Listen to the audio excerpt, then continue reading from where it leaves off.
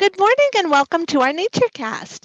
My name's Jean Murphy. I'm a senior wildlife biologist here with Sensi Nature, and we have Brian Lane, our senior ecologist, also with us, as well as our guest speakers today, Tom and Lindsay Bell. So NatureCast, if you're not familiar with it, it is a nature series webinar that we go ahead and offer every Wednesday at 10 a.m.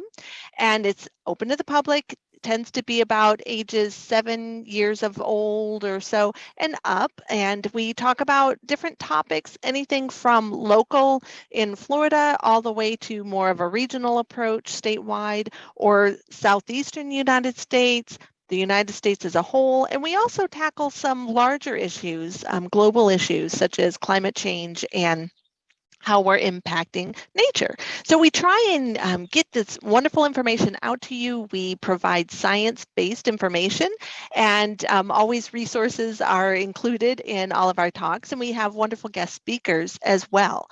So we provide these kind of unique research-based topics in order so that you can gain information and hopefully do something positive with that information, whether it's getting out there to volunteer, maybe it'll inspire you to plug a couple of native plants in your yard, do some things in your community, perhaps get some like-minded people together so that you can make a change. So we're always looking to make changes for the positive difference, and even if it means that we just are learning some good, solid information.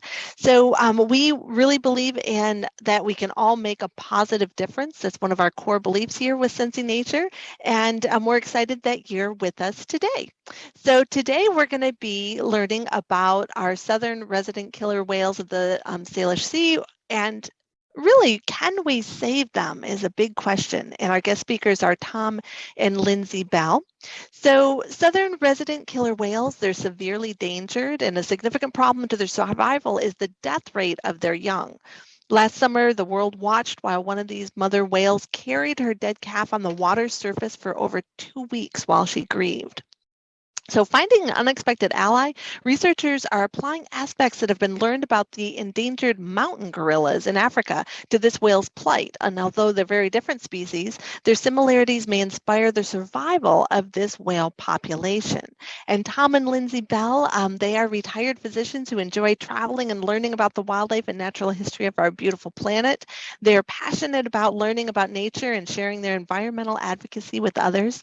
They are advanced Florida Master Naturalists and land stewards through the University of Florida's Florida Master Naturalist program, and really good friends of ours. So we hope that you'll help us welcome Lindsay and Tom Bell so that they may share some of their personal experiences and their amazing photos of these magnificent orcas.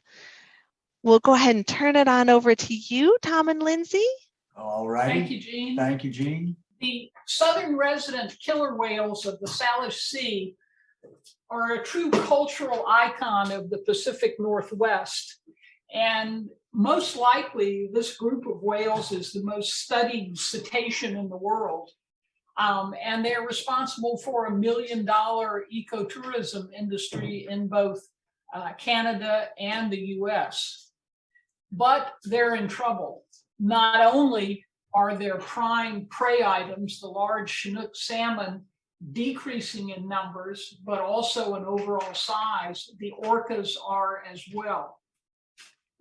This morning, we want to talk a bit about this part of the Pacific Northwest, as well as the relation of the people of this area to the orcas. Tom is going to take a deep dive into whale biology, in particular of the orcas and their various subtypes. And then we want to look at the multiple problems facing this group of whales and potential solutions. The Salish Sea is actually composed of these three separately named bodies of water. It's a much better way to look at this as one entity because it really is one marine ecosystem, not three separate ones. The northern resident population is shown in the deep purple color on this map, and it's a reasonably robust population. There's over 300 whales within it. The southern residents, however, not doing so well, and at the census earlier this year, they only counted 74 individuals. one of the most striking things to me when I look at this map is the difference in the number of human beings around the purple area and around the green area. The northern part of Vancouver Island and that part of British Columbia is very sparsely populated, whereas the southern area, you've got mega communities, Vancouver and Seattle, with lots and lots of people, huge ports, etc. We have traveled in this area multiple times aboard the Delphinus. Our trips start in northern Vancouver Island, where we'll spend 4 or 5 days and then head south. The first time we took this trip was in the mid-1990s, and we were extremely fortunate when we got down to the San Juan Islands, which are just northwest of Seattle. We were surrounded by a super pod of orcas, probably at least 60 individuals. It was truly an amazing experience. The captain just put the boat in idle and we just enjoyed the show. We last took this trip in 2018 and saw no southern residents. The people of the Pacific Northwest have a shared history that's often quite ambivalent. Native American and Canadian First Nation tribes viewed these animals with a mixture of awe and fear, and a number of the tribes actually considered them reincarnations of drowned tribal members. Their likenesses are displayed on buildings and on canoes, as well as being included in, quite frequently, in totems. Their likeness also is quite important in their ceremonies, and masks and hats were frequently part of these ceremonies. These pieces were carved by good friend and master carver Ray Murray and modeled by none other than T. Bell. During the early 20th century, it was not at all unusual for fishermen to take pot shots at these animals. They considered them competitors for the salmon that they were both hunting. And during the early years of World War II, it was not uncommon for the Canadian Air Force to use them for target practice. In '64, though, things changed. The Vancouver Aquarium commissioned a sculptor to create a full-size likeness of an orca to display at the aquarium. This individual felt it mandatory that he have a full-size replica, so an orca was shot for this purpose. It was not killed, however, and was taken to the aquarium, where it lived for at least 3 months. And it recreated or created a real change in opinion about these animals. They were found to be very intelligent and actually quite docile. This set off a decade of collections within the Pacific Northwest. Other marine parks and aquaria decided they had to have an orca to display at their facility. And some 55 animals were removed from the Northwest, with probably 70% of them being members of the southern resident population.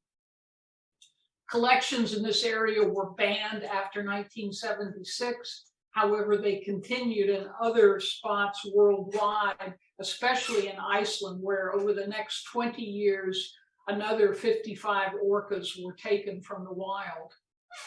Of note, the last live capture, Pacific Northwest orca, continues to exist or live, if you will, in the Miami Aquarium. She's now 58 years of age. And among mammals, the oceanic dolphins have the second largest brain size to body size ratio behind humans. And this certainly gives one pause. Good food for thought, this little bizarro where the researcher says, your brain is even bigger than ours. And the dolphin replies, perhaps that's why we don't find imprisoning you and forcing you to do tricks entertaining. As late as 1973, the US Navy dive manual stated orcas will attack human beings at every opportunity. Well, in actuality, nothing could be farther from the truth. There has never been a documented fatal attack by an orca in the wild on a human being. This video footage was shot in Australia and just really blows my mind. I guess if you were out swimming and once you figured out what was going on and could just go with it, I mean, what an amazing experience this would be. In the early 70s, Canadian researcher Michael Bigg developed an identification system whereby the orcas could be individually identified. And Ken Balcom in the San Juan Islands has an ongoing study of the southern residents that he began in 1976. And on a somber note, November 2005, the southern residents were placed on the endangered species list. These whales are truly, truly amazing. There are two types, basically, of whales, the baleen whales, which have two blowholes, and the toothed whales, which have only a single blowhole. The baleen whales include the largest animal ever to live on Earth, the blue whale, and as well as gray whales, and Lindsay's favorite, the humpback whale. The baleen whales, and specifically the humpbacks, have between 15 to 30 to 35 pleats in their throat that run from the mouth 2/3 the length of their 50-foot-long bodies all the way to their navel. The bottom right picture shows the pleats expanded, and this allows humpbacks to take in a huge gulp of water and fish, up to 5,000 gallons in a single gulp. And double that for the huge blue whales. They can take in 10,000 gallons in one gulp. They close their mouth, then the tongue pushes the water through the filtering baleen that hangs from the upper jaw. The water is expelled, the fish, krill, and plankton stay behind and are swallowed whole. In the summer, the humpbacks in Alaska that we see up there on our trips typically eat a ton of food every day. The toothed whales, the dolphins, the orcas have 12 teeth on each side of each jaw.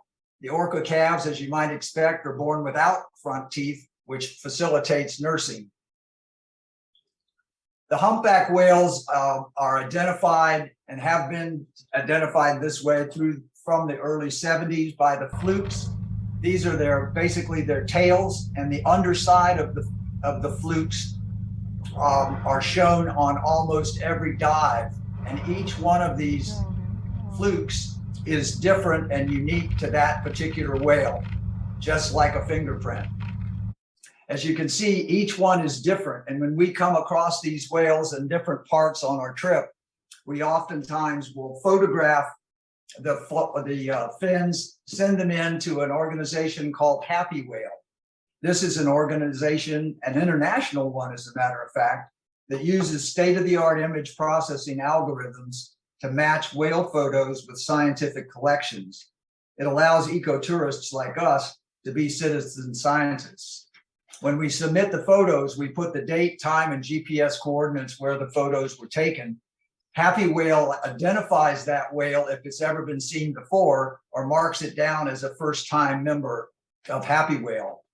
But they can tell when and where this whale was last seen, and they then typically can make a map. As you can see, this whale was first seen in May of 2021, and over the next year, it was sighted over 100 times, staying in a relatively small area that they mapped. But as you can imagine, with migration, it would be very important. The whales that we see in Alaska in the summertime go to Hawaii in the winter to have their young, and it would be really interesting to know how long it takes them to go from Alaska to Hawaii. When we were in Greenland, we took photographs and sent them into Happy Whale of the humpbacks we saw up there, because we were going to be snorkeling with them off the coast of the Dominican Republic. And a few months later, we were wondering if we would see any of the humpbacks in the Dominican Republic that we had seen earlier in Greenland, as this is one of their migratory routes. The orcas, though sometimes we can tell the sex difference by what the flukes look like, they are not identified individually by their flukes. Instead, they're identified by their dorsal fin and their saddle patch. As you can see, it wouldn't be difficult at all to tell these orcas apart. However, all captive whales have collapsed dorsal fins.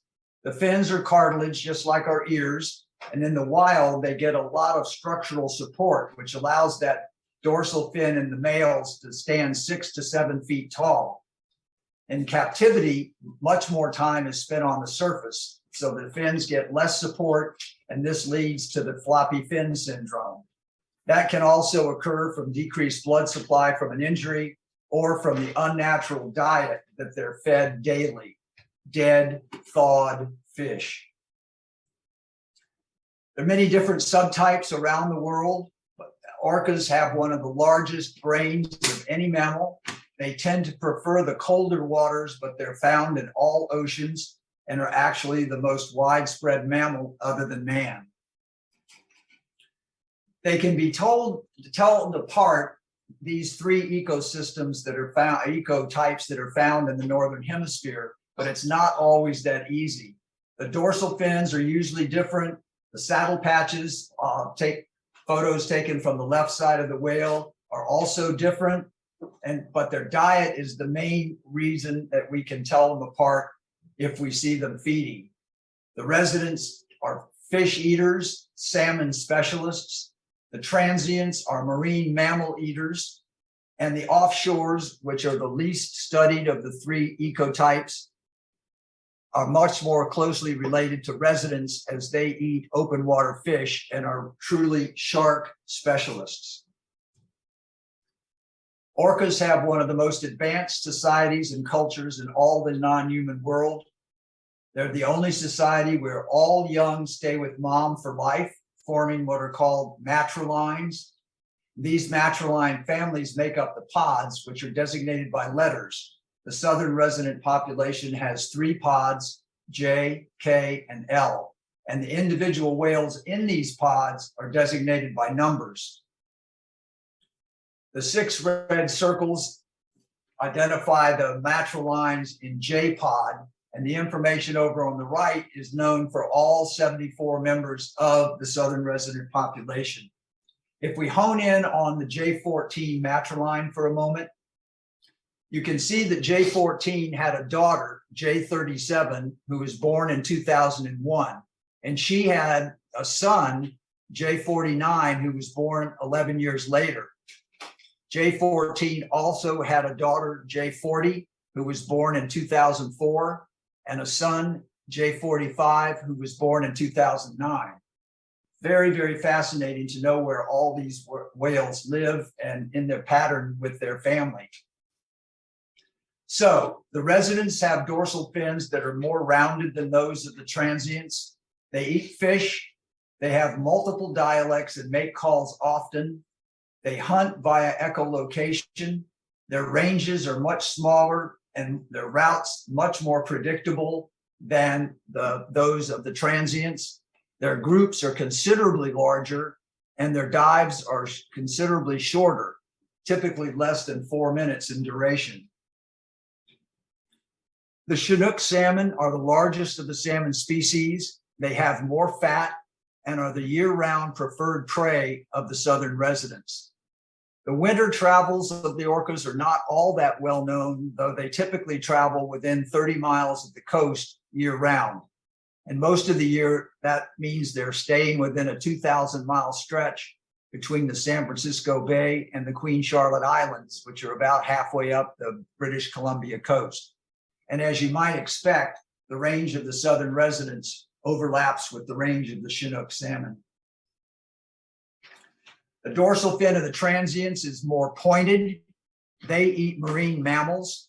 They only have one dialect, and they're very silent hunters trying to sneak up on their prey that could hear them if they were using a lot of echolocation clicks. They roam much more widely, and their routes are much more unpredictable than those of the residents. Their groups are considerably smaller.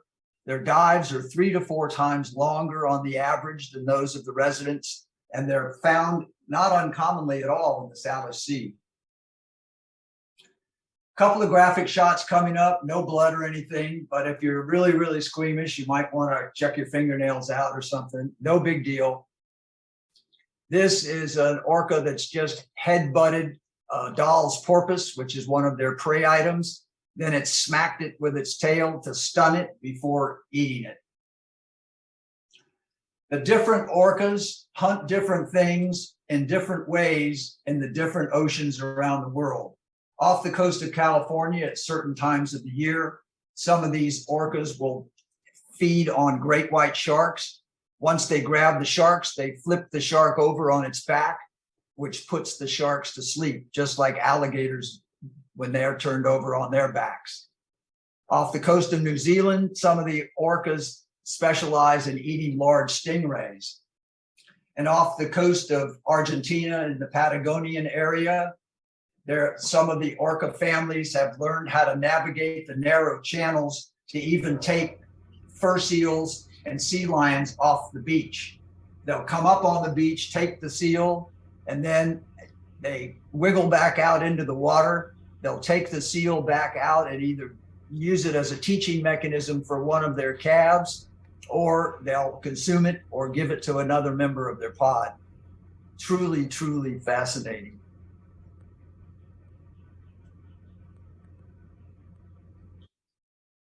I like this little comic, the orcas saying to the penguins, last one in is a rotten egg. Well, it was worth a try. The orcas will take penguins in the cold Antarctic waters. They also will eat seals and take them off the ice. We figured that when this seal saw the orcas, he had what I would call an uh-oh moment. The orcas do spy hopping to keep track of the seal to see where it is. Sometimes they'll swim up on the edge of the ice floe. This tilts the seal up in the air, sort of like he's on a teeter-totter, and he'll slide right down into the mouth of the orca. Other times they'll do what's called wave hunting, where 3 or 4 or 5 of the orcas will get together and swim rapidly under the ice floe where the seal is resting. The wave knocks the seal off into the water, and that's pretty much the end of the seal. We noticed this crab trap buoy from several miles away as we were watching orcas through binoculars. When we got closer, we realized that no, it wasn't a crab trap buoy. It was all actually the inflated lungs of one of their prey items. When they do have a successful hunt, they shred the meat, rip it apart with their teeth. The young orca in the bottom right actually had a mouthful of whatever they had attacked. And he brought it over to the Delphinus to sort of show us, like a cat bringing a mouse back to the owner, sort of saying, look what I did, look what I did.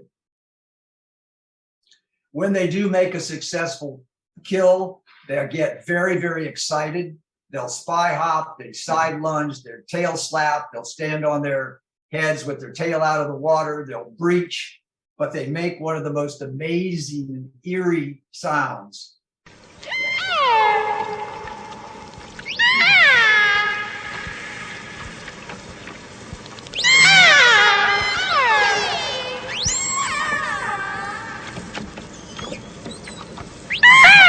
Don't even need the hydrophone. You can hear this through the hull of the boat. As you can see, the residents and the transients have been separated for a very, very, very long time. They haven't interbred for the last 10,000 years. They don't interact or share any calls and typically ignore each other if they pass each other in the ocean. They have different diets, different genetics, different behaviors and vocalizations, and reclassification may not be too much in the distant future. They are the largest member of the dolphin family. The females are smaller than the males that can average 30 feet in length and weigh up to 10 tons. And if the salmon populations are healthy, an adult orca can eat 300 pounds of salmon every day. The males become sexually active around the age of 20. The females often will have their first calf in their early teens. And if they stay healthy, they'll have another calf every 3 to 4 years until they're about 40 years old. Their gestation is a few months longer than humans, and orcas are one of only 4 whale species that go through menopause. Longevity is interesting.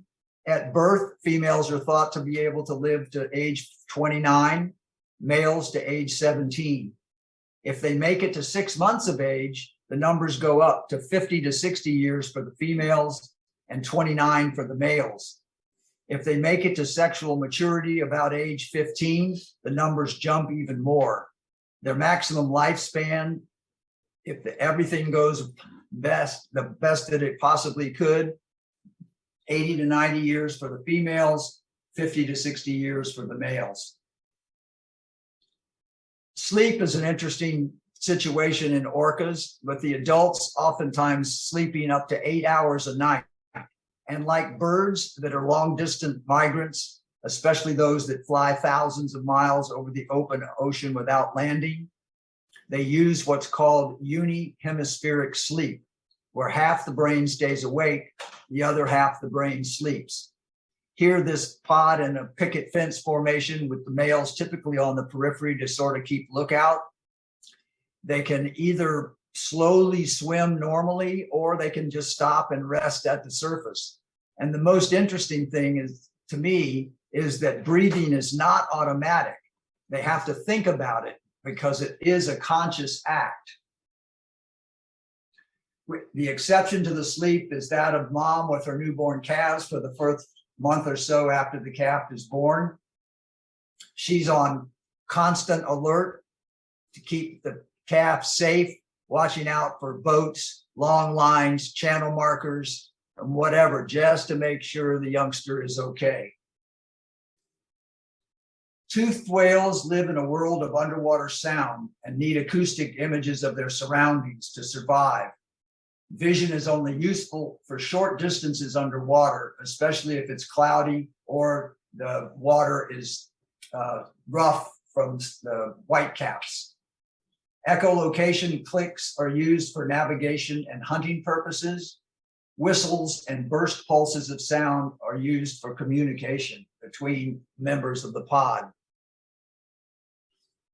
The orcas have no vocal cords. The sounds are made by air forced through the nasal sacs and then through the fatty melon in the forehead, which focuses the sound into an acoustic beam that scans the environment, sort of like a flashlight.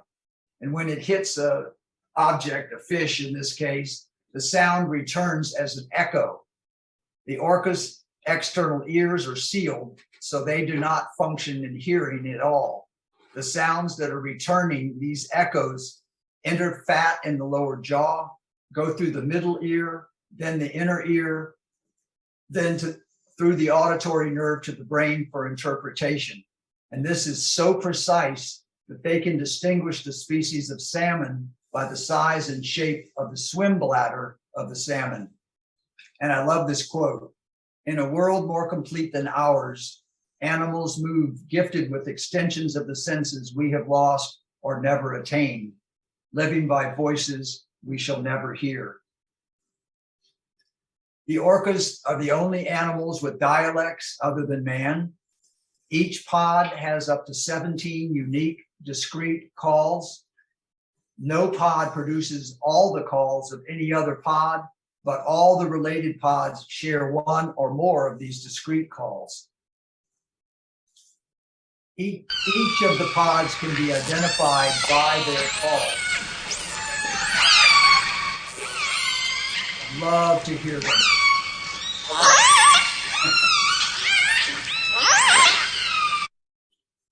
None of the southern resident calls are found in the northern resident population or any of the transient population. The calls have evolved over the eons and are very stable. Many of the calls are behavior specific. Quiet calls when hunting, loud calls when locating one another and staying in touch with other members of their pod, and social calls and whistles when they're playing. We want to introduce you to the CDOC Society, an amazing organization that works tirelessly to protect the Salish Sea ecosystem. It's a lot like our Tampa Bay Watch, but on a much larger scale, working with both the US and Canada. We'd also like you to meet Joe Gatos. We met Joe many years ago on an orca trip and have stayed in touch with him through the decades. Joe is a longtime great friend of ours, and as a marine mammal veterinarian and science director of the CDOC Society, he's also a great friend to the environment. Several years ago, after a joint meeting of US and Canadian scientists had gathered to discuss problems facing the southern residents, as well as potential solutions, Joe recorded this video message. Hi, my name is Joe Gatos. I'm a wildlife veterinarian and science director for the CDOC Society, and I'm here today because the southern resident killer whales are endangered, and I'm going to tell you how you can help. People often say, Joe, what can I do to make a difference? Right now, I'm going to tell you this is what you can do to make a difference. For the past 2 days, I've been in meetings with the governor's Southern Resident Killer Whale Task Force, long days with a lot of really smart people. Everybody's a little bit tired today. I apologize, I didn't even shave. My hair is probably a mess, but I want you to know that we're coming out with some new draft recommendations, and we have some expectations from you, the public, to help us out. Now, the first thing you're going to notice when you go to the URL we provide you is that there's a lot of recommendations. Well, yeah, there's a lot of things that we have to fix, and the governor asked us to provide a comprehensive set of recommendations.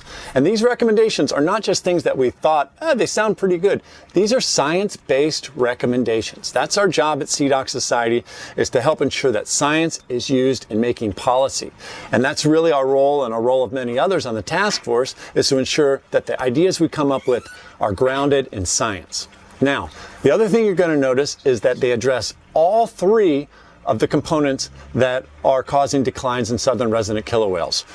We're trying to increase salmon, increase it in the near term and increase it in the long term. We're trying to reduce noise. Killer whales are acoustic animals. They use their ears to find food and to communicate. We need quieter oceans. We can do that quickly so they can find salmon that's already scarce. And third, we need to address the contaminants, not just in the southern residents, but also contaminants that are killing Chinook salmon and contaminants that are killing the fish that Chinook salmon eat. After you've reviewed these draft recommendations and provided us with your comments, get on the phone and call your state representative and call your state senator and tell them that you support southern resident killer whale recovery. We're asking for a lot of money to do this. This is a heavy lift for all of them, and they need to hear from you that you support it.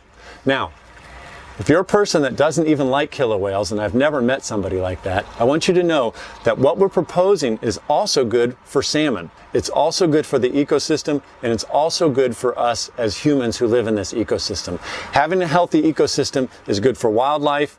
It's good for all of us. Now, if you're even a person that only cares about money, we funded a study this year with Earth Economics, and while the study is coming out later this fall, the preliminary data show that southern resident killer whales and tourism associated with it brings in hundreds of millions of dollars to the Washington state economy. It's good for killer whales, it's good for salmon, it's good for people, it's good for our health, and it's good for our economy. So please, people ask all the time, Joe, what can I do to make a difference? I'm giving you 2 things you can do. Provide us your comments and your thoughts. We need that. Call your state senator, call your state representative, and tell them that you support southern resident killer whale recovery. Thank you. As Joe has stated, this population of orcas are facing multiple and complex problems, from inadequate food sources to toxins present in the marine environment to stress related to underwater noise.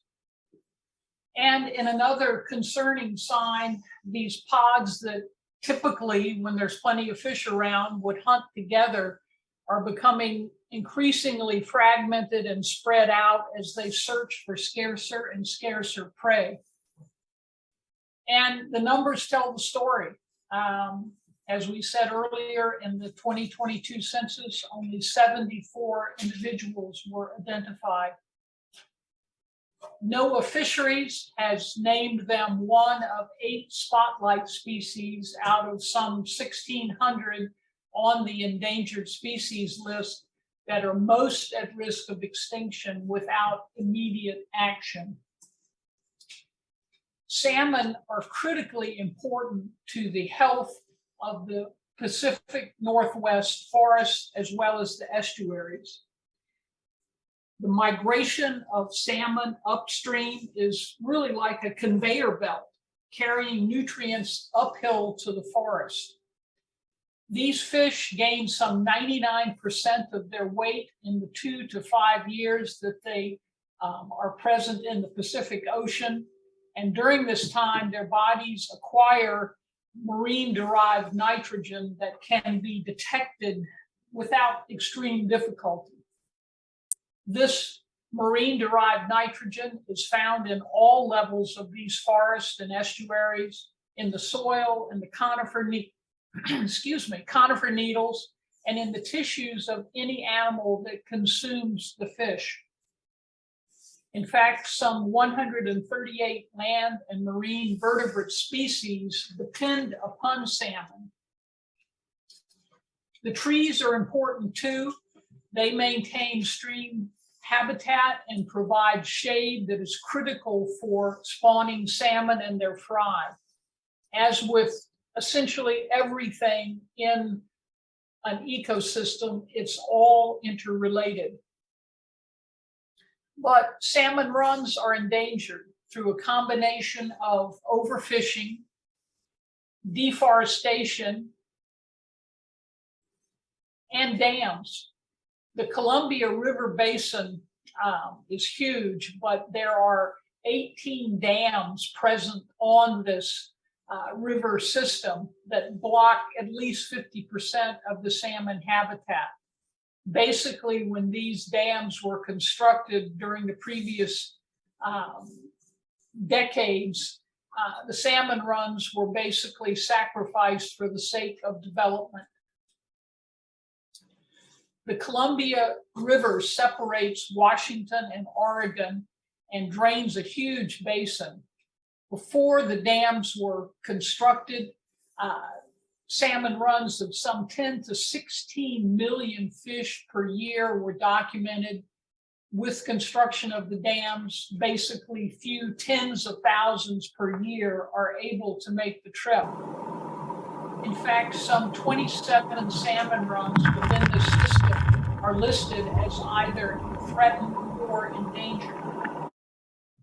Fish farms, primarily present in British Columbia, interestingly, more often use Atlantic than Pacific salmon, and these Atlantic salmon can be infected with sea lice, which, if they get into the open waters, can infect and kill immature Pacific salmon. Global warming, of course, plays a part. With heating of rivers and streams, there is clear potential for further decrease in the frequency of salmon runs. These fish need cold water for successful spawning. They also need cold ocean waters, and as the oceans warm, they have more and more difficulty finding the food and forage fish that they need. Toxins can come from multiple sources, as shown here, such as this pulp mill on Vancouver Island. PCPs, banned since the mid-70s, but are still persistent throughout the food web, and along with mercury and lead, are stored in the blubber levels, layers of any marine mammal. These toxins are also present in the female's breast milk and thus passed off to her calves. This is good for mom because she offloads quite a bit of her toxic load, not so good for the youngster. In fact, only one Salish Sea orca calf born in the last several years has survived, and only 1 of every 3 calves survives to their first birthday. And as Jean stated, 1 grieving female in the Northwest population carried her dead calf around for 17 days. With fewer fish for them to eat, they must mobilize their fat stores for energy needs. This releases toxins in the fat, which can decrease their immune system effectiveness and thus increase their risk of disease. Orca PCP levels are much higher than that of other marine mammals in these waters. These harbor seals at levels of just 17 parts per million can have adverse immune and endocrine effects, and bump that up to 60 parts per million, and abnormal reproductive effects can be noted. Contrast that with these levels. The fish-eating southern residents, 146 parts per million. The marine mammal eating transients, 251. It's no wonder that if one of these animals beaches itself, it is designated as toxic waste and must be disposed of accordingly. Tom has talked a bit about the acoustic nature of these animals. Increases in this underwater noise changes their behaviors. It can move them from their feeding ranges and lessen their efficiency in hunting. It makes communication difficult, increases stress, and can potentially damage their hearing. With these increased noise, they must speak louder and slower to be heard among their pod members. And the exhaust from these vessels certainly affects air quality and thus could affect their respiratory health. So, what solutions are available? We have reviewed the full paper from the Joint Task Force that Joe mentioned, and we want to summarize some of the proposed solutions, a few of which have been actually enacted. The bottom line of all of these, however, is that all of these problems are caused by human activities, so are within our power to correct. First is improving the numbers of the Chinook salmon. This is going to require restoration and improvement of forest and estuary health, increased hatchery production, especially of the Chinook salmon. We recently reviewed a paper about the status of the fish hatcheries in the Columbia River Basin, and it was really sad to review. Most of these hatcheries are near the end of their functional lifespan, and actually many of these hatchery fish have less genetic diversity and are thus less fit to survive in the wild.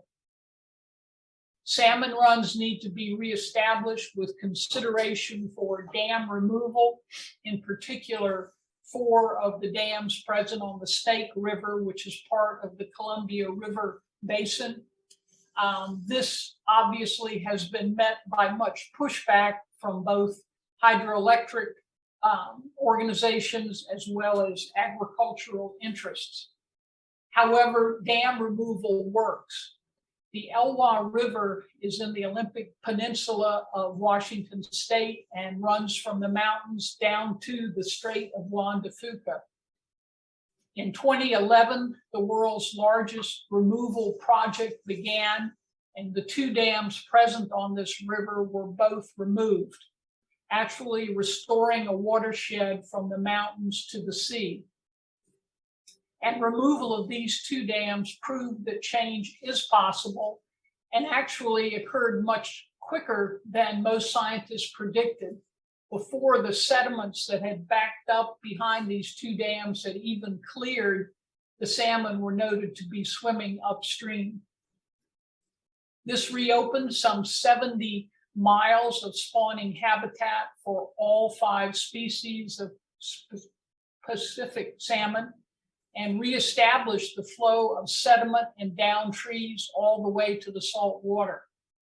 This natural movement of sediment is critical to the health of the river, its estuary, and the near shore. Prior to the removal of these dams, the beach at the mouth of the Elwha River was basically a thin gravel strip. This is how it appears now, with the flow downstream of all that sediment that was estimated to be around 2 million dump trucks worth. A more natural beach has been created, and these natural beaches are necessary for spawning needed by forage fish that feed the salmon, that feed the orcas. Again, it's all connected. They also proposed study of seal and sea lion predation of the Chinook salmon at the mouth of the Columbia River. These two marine mammals are really picking off a lot of the salmon who are trying to return upstream. It's basically for them like shooting fish in a barrel. They were looking and even considering efforts at moving some of these animals or even euthanizing some of them. British Columbia has mandated elimination of all fish farms by the end of this year and are well on their way to this accomplishment. And toxins, they must be monitored better, and cleanup must be instituted, as well as diminishing threats from stormwater runoff. A commercial ban of whale watching trips has been proposed, obviously not met with great favor by this industry. And they have increased the no-go zone to between 300 and 400 yards of any boat or any vessel around orcas, and increasing the so-called go slow zone to 1/2 mile. And as you can see, just this summer, the Washington state government did arrest and penalize 2 boats for breaking this no-go zone. Consideration for conversion of the Washington state ferry system from diesels to electric hybrids. And Canada has instituted trials whereby these large cargo container ships that are entering the inland waters must slow down and divert course if there are orcas in the vicinity. This is similar to what occurs in northeast Florida around the mouth of the St. Johns River during the wintertime, when female northern right whales and their calves are present. And to work with the military to decrease noise generated from their underwater sonar training episodes. All of these actions are not going to be cheap. As Joe indicated in his discussion, the Washington governor is all in with this and really making a push, but it will take well over $1 billion to make the changes that will ultimately help both the salmon and the orcas. And we want to touch a bit about veterinary intervention. It has been shown that individual animal care is important for small endangered populations, but it must also be accompanied by simultaneous recovery of the ecosystem itself. Consider these 2 species. The mountain gorillas of Central Africa can be individually identified by their nose wrinkles, and their numbers are increasing and are actually at their highest point in almost a century. We know how the orcas are identified, and we know they're in trouble. Gorilla Doctors is a sister organization of the CDOC Society and has provided personalized veterinary care for these animals since late 2000. Each animal has its own individual health record. And the monies generated from ecotourism are utilized to improve their habitat and preserve their habitat. This approach is beginning with the southern residents. In 2018, a 4-year-old female who had been a very active and frisky, if you will, youngster was noted to be lethargic and losing weight. She developed what's called a peanut head, which you can see in this photograph, where the indentation exists between her head and the remainder of her body. Canadian and US vets got together and dosed her with antibiotics and other meds, trying to figure out what was wrong with her. Unfortunately, this was not successful and she succumbed.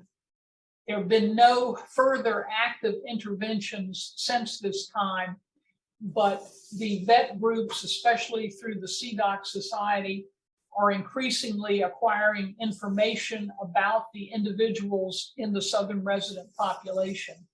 They're using a number of remote techniques, including thermal cameras, drones that are able to capture exhaled breath, and trained dogs who find fecal samples for study. It is a start at accumulating that individual health record. Those who stand to be most impacted by the climate crisis have done the least to cause it. This food for thought applies not only to most of the world's wildlife, but also to many, many, many millions of the human population as well. There are only around 70 southern resident killer whales remaining in the wild, and they're looking directly at extinction if things don't change now. The southern resident orcas are emotionally intelligent. They have complex family dynamics. They also have a deep spiritual connection to the tribes and First Nations who've been in the Salish Sea since time immemorial. Extinction is forever, so we must fight for the southern resident orcas and the natural Chinook salmon. Killer whales live at the mercy and curse of us, the human civilization, but life will surge back if we just give nature a chance. We encourage any of you who are interested in learning more about the Pacific Northwest to visit the CDOC website. And if you're in the San Juan Islands, visit the amazing Whale Museum in Friday Harbor. And our sincere thanks to you, Joe, for all your help putting our presentation together. And thanks also to Lori and Rich Rothstein, great friends and the best nature photographers we know, for letting us use a couple of their beautiful pictures. We thank everyone for joining us this morning and hope you've enjoyed the presentation and learned a few things along the way. These are some of the reference sources we used putting together our talk, and we'll leave this information on the screen while we answer any questions that Jean might have for us. Thank you so much, Lindsay and Tom. A wonderful presentation. So we do have a few questions. One of the questions you had mentioned early on, that the transient orcas, that they are mostly silent when they're hunting because they don't want to give a heads up to what their prey is. What about the salmon? Do they not sense that echolocating that the resident orcas do? No, I don't think so. Isn't that interesting how, you would think that, because like moths, for example, they can detect, some of them can detect when bats are echolocating. You'd think that'd be something that the salmon would kind of kick up for their survival. Well, even if they could, they have no place to go.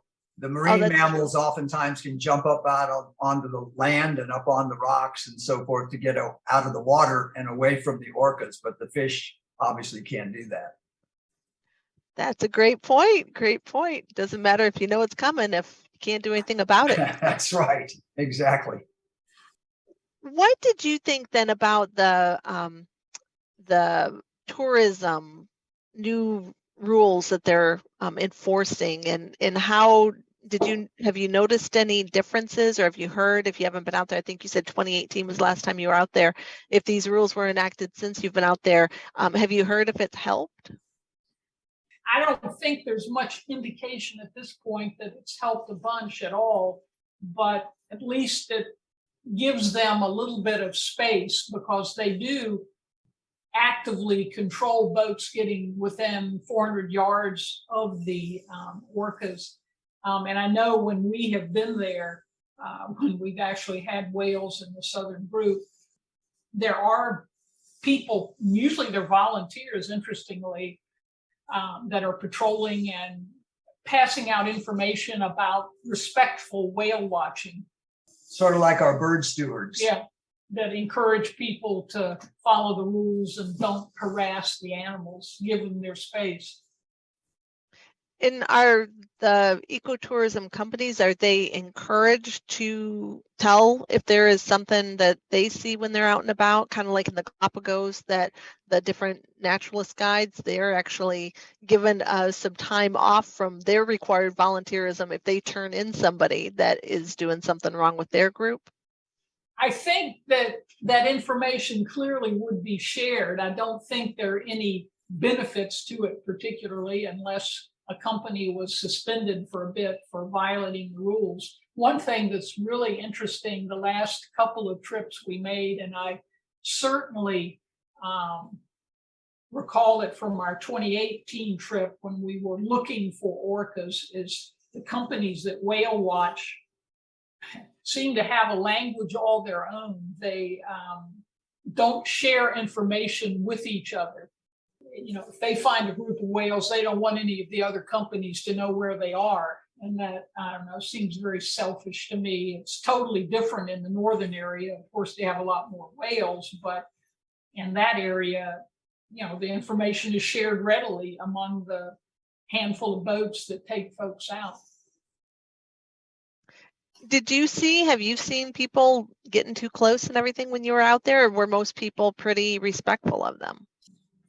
Yes, we've seen people really pushing the envelope, but I wouldn't say in our experience it's been a huge issue. But you know, you always are going to have some folks who push that envelope, but it's not something that we have seen frequently. Well, that's good. That's good that people are being mostly respectful to start with. That's great. We had a question about the Orca ID guide that you had on one of your slides. Maybe it was the Orca survey ID guide. Was that a good resource too? Absolutely, yes, because it gives, you know, the information on every one of the whales in the southern population as to when they were born, who their mother was, is the mother still alive, is the grandmother still alive. So yes, it was a good source, excellent source. And then Elizabeth was wondering if you could talk a little bit about the involvement of the native tribes with the conservation efforts. I'm not sure I have anything profound to say about that. I think that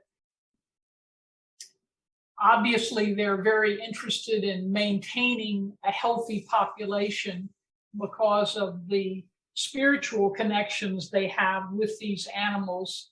They also are very much interested in the health of the gray whales in the area, because actually they are allowed to hunt very limited number of these as part of their cultural tradition. I don't know, however, if they are super actively involved with CDOC Society or any of the other organizations that are actively trying to protect these animals. But they're also protecting the salmon, which they fish for and eat and need as part of their culture, as well as to feed themselves, the First Nations. And so they're as interested in the salmon as they are in the orcas. Actually, if I can interject on that point, in that recent publication that just told how grim the hatchery situation was in the Columbia River Basin, some of the Native American tribes in this area are creating their own hatcheries and trying to make them much more natural with Pacific salmon and not with Pacific salmon, but creating the holding pens that have sand walls and bottoms with native vegetation, et cetera, not the concrete ponds and holding tanks that are used traditionally in fisheries, making it a much more natural type situation. But these these tribes are hugely impacted by the decreasing numbers of salmon because it's so important in their culture, and also as a food source over the winter years. It's traditionally was their prime protein source during the winter, and they're doing everything they can to increase the numbers, but they just don't do well running the gauntlet of 18 dams. Yeah, that's amazing. And then Lynn was wondering about if you have any resources for folks who are interested in ecotourism opportunities around the Pacific Northwest. Does the Sea Dock Society provide anything? You know, folks that would be doing a positive influence compared to those that we might want to avoid when we're out there enjoying nature. I think going on the CDOC website, they would be able to give you a list of the more reputable companies, if you will. Also, Gene, I think that if people are really, really wanting to see orcas and perhaps go a little more afield, see about taking a trip up to the northern end of Vancouver Island to communities like Telegraph Cove and Fort McNeil.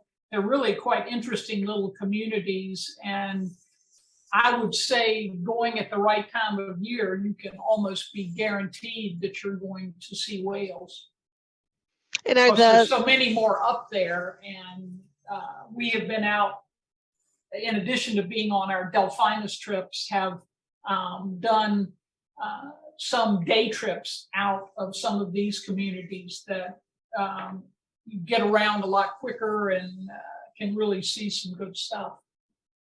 And what are your thoughts about those big ships that come through? Any thoughts about their impacts compared to smaller, a little more tidy, smaller ecotourism companies? The little ones, obviously, in my opinion, would be much better. Are you speaking of larger whale watching boats or of big cargo ships? Kind of the big, the cruise ships and everything, where they're just kind of going on through, and they're on a mission to get to their next port. I've never been on one of those boats in Alaska or Pacific Northwest, but we were doing some kayaking in the northern part of British Columbia a number of years ago, an overnight camping type trip, and encountered there were two orcas playing in the wake of the cruise ship, and there was nobody out on the deck. These orcas were acting like dolphins, jumping out of the water and just having a good old time. And there wasn't a soul. We scanned the boat, there wasn't a soul on that boat paying a hint of attention to what was going on in the environment. But around them. We've seen photographs of whales coming into boats, cruise ships coming into port with a whale impaled crosswise on the bow of the boat, and they didn't even know it was there. And they come into port with a dead whale that they'd run into and didn't even know it. And it's one of the most gruesome pictures, but it's not uncommon. They go fast to get to port. Usually they're traveling at night, and so it's an issue for sure. Wow. Oh, that's gross. Yes, it was. We had a lot of comments about how much people enjoyed your presentation, and they learned so much and just found it fascinating, and the awareness that you have that you've shared with us and all. So everybody has really enjoyed your talk. If anybody has any other questions, please let us know and we can answer those. And then any other questions? Let me make sure we didn't get any additional questions. Okay, wonderful. Well, it looks like you've answered everything for us. Thank you so much, Tom and Lindsay. Again, just a fantastic presentation, and we really appreciate you bringing this species that we really don't see as much unless if we get out there in the water. And for those who may not know it, we do have some orcas, not the same ones, but we do have orcas here in the Gulf of around Florida, Texas, and then also in the Atlantic. So we do have some bebopping around if you're ever fortunate enough to see any. So thank you, everyone, and we look forward to seeing you next Wednesday. Bye-bye. Thank you. Thanks, Jean.